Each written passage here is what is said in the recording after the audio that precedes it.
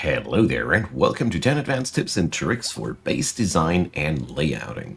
So in this video, I want to talk about things that you can do to make your base efficient by just the way you have arranged things. So I want to get started with number one, storage. So storage is one of the things that are really important for every base.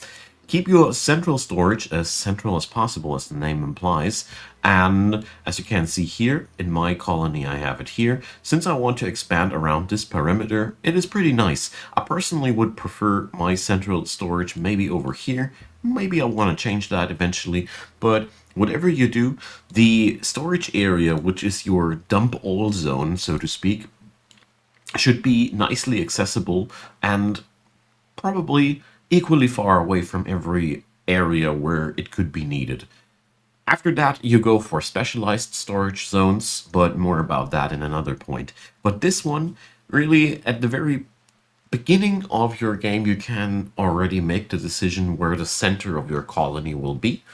And that's where you store stuff, at least. I think that is a nice and nifty way to do it.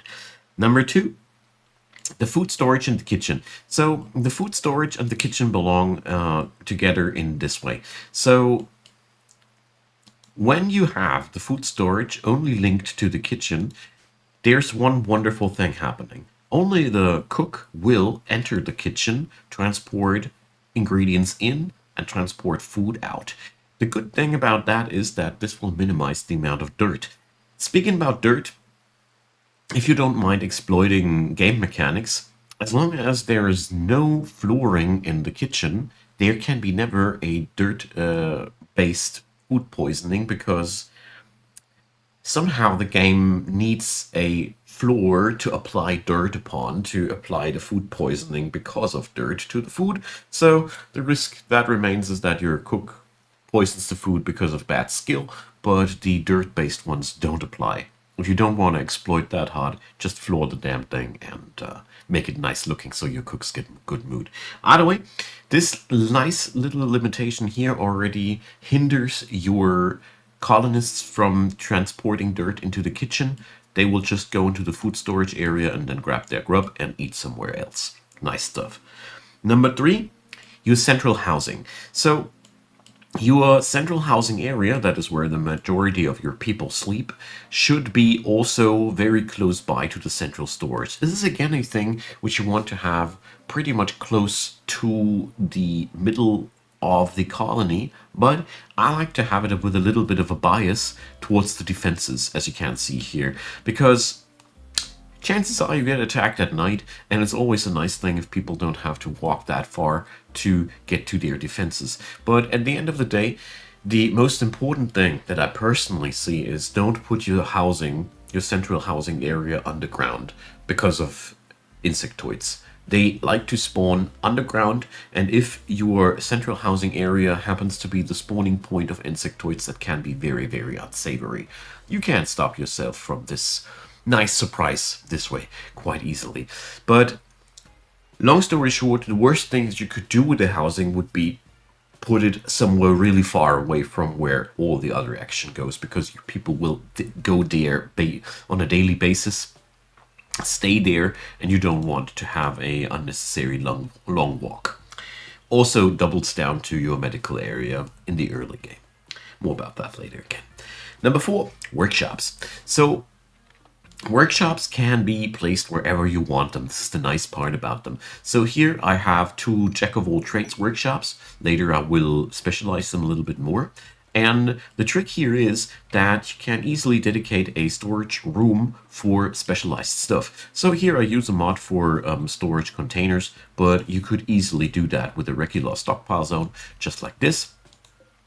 And tell that one, for example, to contain textiles. You put then a high priority on that, and then your textiles will be transported over there, and your central storage will still come on in if the specialized storage is full, but the people at the tailoring bench now have a very short way to do their thing. This is something wherever you have work processes that repeat themselves, you should really set up something like that because you enhance your productivity by a massive amount. Workshops always have them close by to the stuff where they work and get the stuff which they work with close by. Also helps always to get yourself some heating and cooling inside later down the road. I strongly recommend to also work with tool cabinets. They cost a lot of steel, that's why I don't recommend them right from the get-go, but wherever you do a lot of stuff, these are really, really cool. And as you can see here, they connect to several items at once. So with a well-placed workshop, you can save steel that way. Either way, workshops should also be not too far away from the rest of your action. But here you have a lot of freedom because it's a very modular unit of every base. You can put this module somewhere else. At the end of the day, just be aware that if something unexpected happens, there's somebody probably sitting a little bit far away. That's the worst thing that happens. Number 5, power production. So your power production should always be somewhere safe. So here I have a walled-in complex for wind power and solar power. You can easily set up a geothermal here on these steam geysers and also wall it in afterwards. Put a door in front. But whatever you do, make access to the power parts of your base as hard as possible. This is your lifeblood. When power goes down, food goes bad, defenses go down, light goes down, people are pissed. Electricity is one of the ways to lower the mood on your colony really quickly, by the way. So all in all, this should always be at a sector that you can protect well, with the caveat that you don't need to have it really close by to your colony, because at the end of the day, all what matters is that there is a power conduit running through your through to your base. And raiders don't attack stuff they don't see. So if you put the stuff somewhere where they usually don't walk past, boom, you have a free power source. But yeah, you never know if somebody just dropped pots occasionally on it, but there's always some risk remaining, whatever you do. Number 6, defenses. So here's a couple of things. First up, choose one central entrance for your base. Like here, I did it with this one. Your base needs to have one side that is open for the enemy. This means no closed doors or whatsoever, because if you do so, you provoke the storyteller to send you sieges and breachers and all manner of unsavory things, because, you know, you kind of like asking for it. As long as you keep the door open, of course, sieges and breach rates will still happen, but the rate of them will lower significantly. And this is the spot where you can defend yourself. Besides that, your base should always have nice choke points like this. Long, narrow corridor where we can put melee pawns in front of this to fight it out. This is a really, really nice way of getting things done. And the other thing is what you can do is place traps inside of your base. These are extremely useful, especially at corners. Raiders just love to randomly run behind your folks, and you know, whenever I have raiders in my base, I love to run with my colonists, as you see there, around the corners of my buildings, and then they eventually will get hit by a trap, and it's way easier to take them down from that point on. Those traps don't do enormous amounts of damage, but they give you an opportunity to divide and conquer the enemy, because if somebody stepped in a trap, they're slow, they're bleeding, and these are already advantages that you can take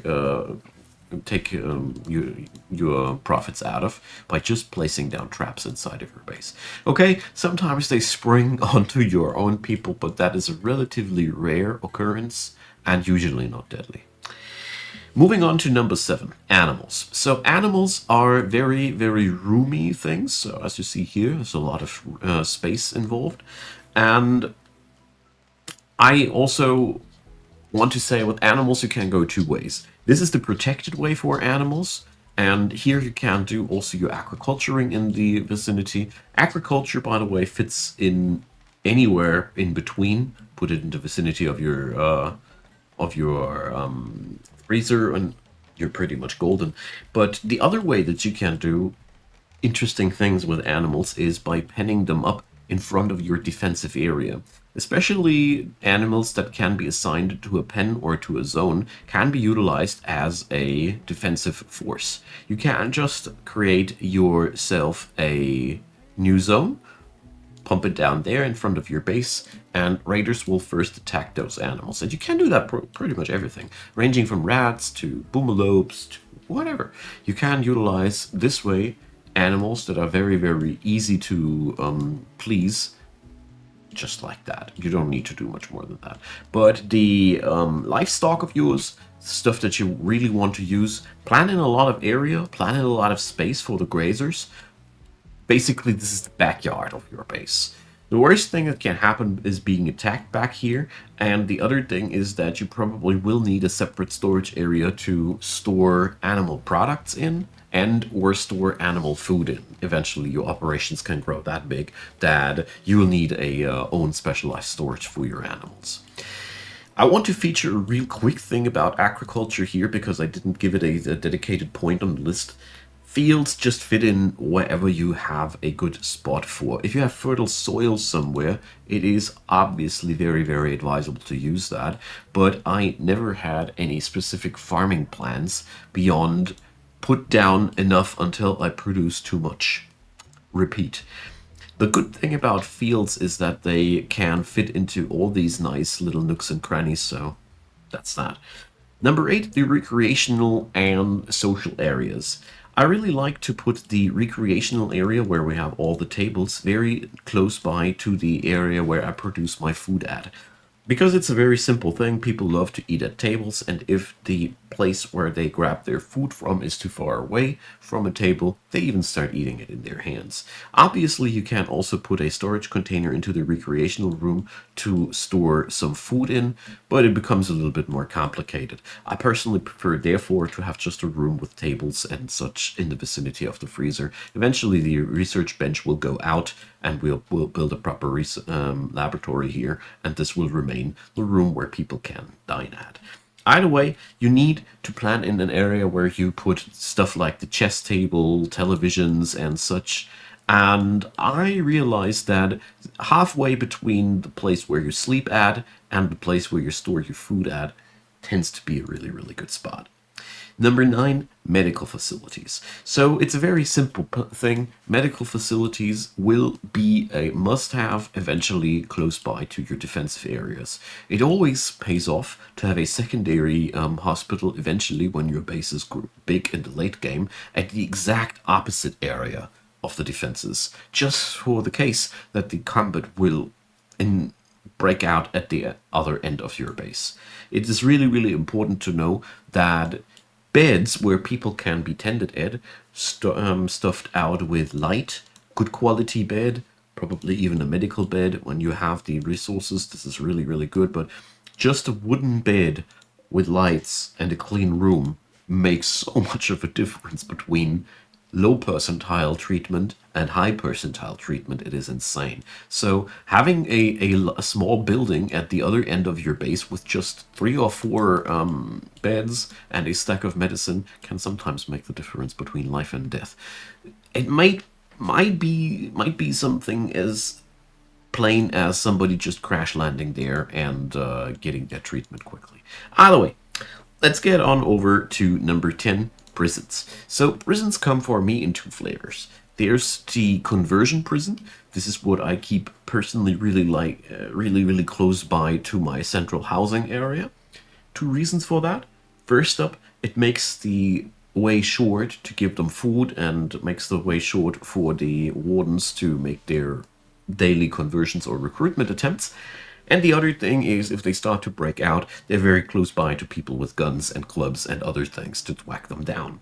The other opportunity, though, if you have a lot of prisoners, is to make a little bit of a prison colony. Then I would really recommend to put it a little bit away from your people. Because if you have a slave rebellion, you want to have an opportunity to rack up your people and muster up before going on in. If you plan on having a high workload of prisoners, becomes more and more important. But for the everyday situation where you just have a convertee or somebody who you just want to keep for a couple of days until you release them, This is all it takes. Just a separate extra room. Make sure they are connected to the heating and cooling system. Makes sometimes also much of a difference. And that's that. Bigger prisons are usually part of a bigger roleplay session.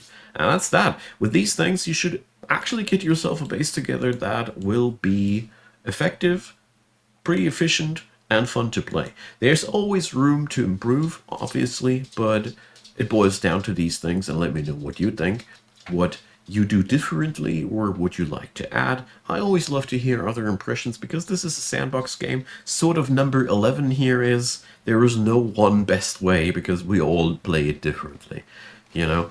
Therefore, pick up what you like from other people and leave me a comment, leave me a like, leave me a subscribe. Consider checking the description box down below. And if you feel like my work is worth a dime to you, it would really, really mean a lot to me. There's the YouTube membership thingy and other links down below. Many thanks go out to all of you who do support this channel. I really appreciate you. And of course, I want to say thanks for watching this video up until the very end. I really appreciate you guys taking that much time. I hope you have a good day and see you soon. Bye bye.